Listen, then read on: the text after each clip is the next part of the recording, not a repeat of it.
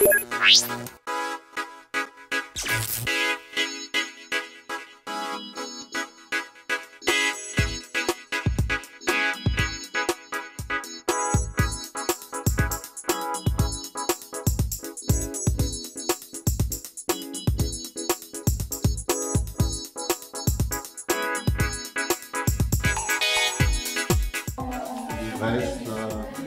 la joie et l'insouciance un peu de notre monde, les difficultés de notre temps.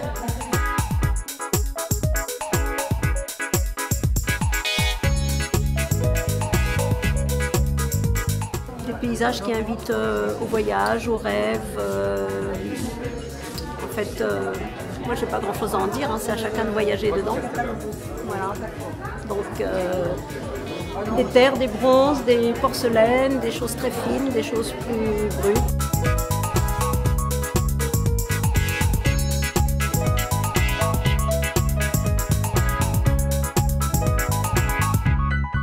Beaucoup de travail noir et blanc, la matière, de temps en temps j'intègre de la couleur, mais en général naturelle, avec des oxydes, de la rouille, l'oxyde de cuivre, parfois du rouge ou du bleu. Ouais. Voilà, c'est un univers, j'essaie de faire voyager le spectateur. Et je travaille le feutre industriel, donc voilà, c'est cette matière qui est légère, que je travaille en sculpture, pour faire à souder, et je ne vais pas tout vous dire.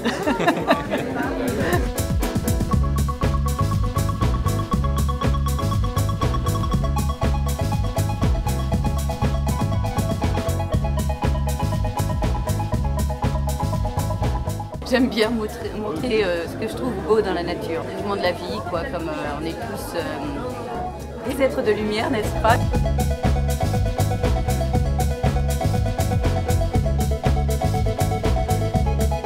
J'ai envie de faire ressortir des choses plutôt fluides, de faire entrer dans un monde aquatique, mais aussi un monde céleste. J'aime beaucoup la notion d'infini, j'aime bien contracter les infiniment grands et les infiniment petits, dans une même peinture.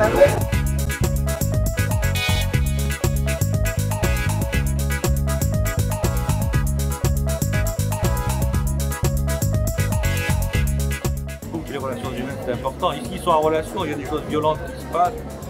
Là, ils sont en train de se bagarrer avec des gens qui regardent, comme ce qui se passe dans la rue. Hein. Il y a des histoires de vie. Là, c'est assez érotique, puisque le titre de l'œuvre, c'était Le ver est dans le fruit, le ver VERT. Donc, il y a aussi des jeux de mots. Alors, les jeux de mots m'intéressent aussi parce que les jeux de mots, c'est les mots du jeu aussi. Mots MAUX du jeu. Donc, il y a cette espèce de jouer avec les fonds, de jouer avec les crayons, de jouer avec les peintures, mais aussi de jouer avec les mots, parce qu'il y a toujours, sur ces textes qui sont cachés, il y a beaucoup de jeux de mots qui sont cachés. C'est comme font les gens, qui cachent leurs mots.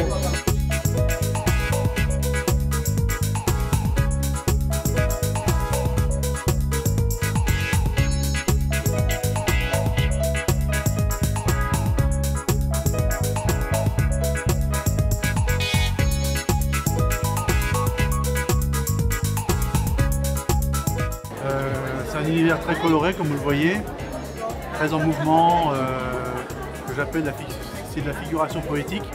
Alors, je travaille sur deux principes, figuration poétique et empilement. Et dans les deux cas, on retrouve mon univers, mon graphisme, une espèce d'exubérance, de joie de vivre, qui fonctionne assez bien, je trouve.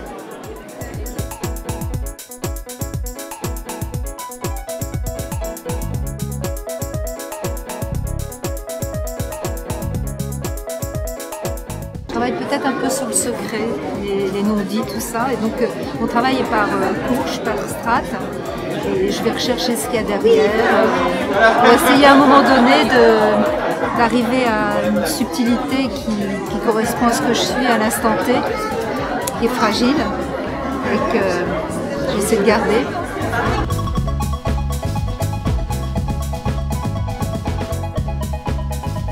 Je travaille sur la société avec mes personnages qui sont des caricatures de cette société-là. que j'apprécie beaucoup et qui m'intéresse plus particulièrement par rapport à ces personnages que je crée, que j'anime, que j'appelle des créatures humaines. Une scène érotique où on peut voir deux personnages s'entremêlent. Et c'était l'idée de travailler sur une forme particulière, essayer de montrer une forme qui ressort de manière très épurée et très sobre et qui renvoie au divin.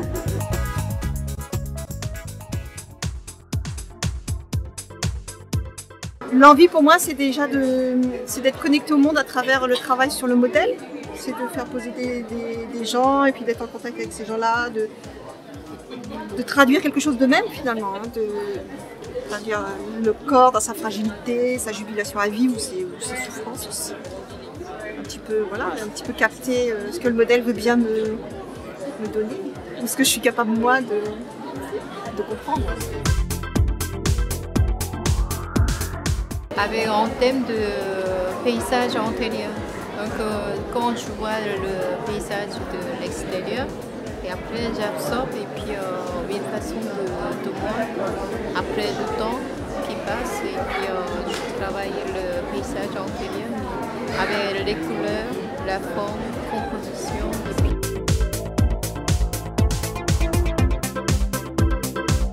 Mes œuvres sont plutôt éphémères. En général, j'installe par rapport à un lieu et puis ensuite je démonte et ça redevient quelque chose. Donc là, j'ai fait une petite naissance de printemps qui pour moi est un petit clin d'œil à la ville en fait. Effectivement, à la pollution et aux bouteilles plastiques qui s'accumulent de plus en plus, mais en même temps, quand même avec ce regard, je vais dire, plutôt plastique, de forme et de couleur qui m'intéresse dans cette matière, c'est dans ce matériel.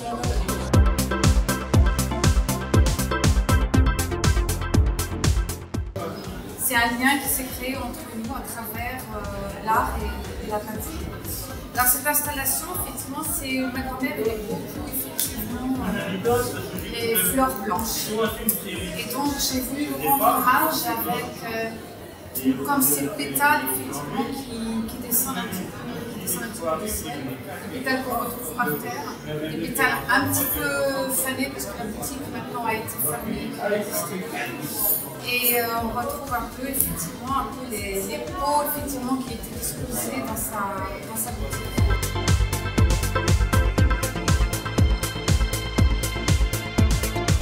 Un travail qui est davantage axé sur les pigments et je travaille sur cette nouvelle forme d'expression depuis à peu près une petite année. Donc c'est une façon de travailler les couleurs à l'aquarelle un peu différente. Voilà, qui fait suite à un long parcours d'aquarelliste, parce qu'il y a 33 ans que je fais de l'aquarelle maintenant, et 30 ans que j'expose. Voilà. Et donc ce travail sur les pigments permet d'obtenir des textures qu'on n'a pas traditionnellement à l'aquarelle.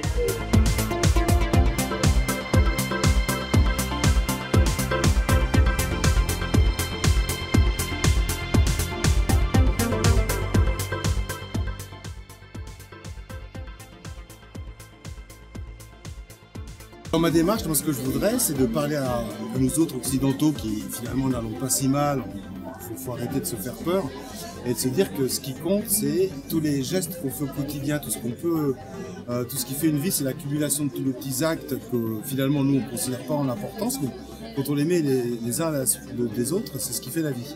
Et toutes mes œuvres, c'est des petites histoires, des petites narrations qui font que tout accumulé, on a le portrait de nous autres, d'un être humain. En fait, si un martien vient sur Terre et qui voit mon œuvre, je pense qu'il se fait un portrait assez fidèle de ce que nous sommes.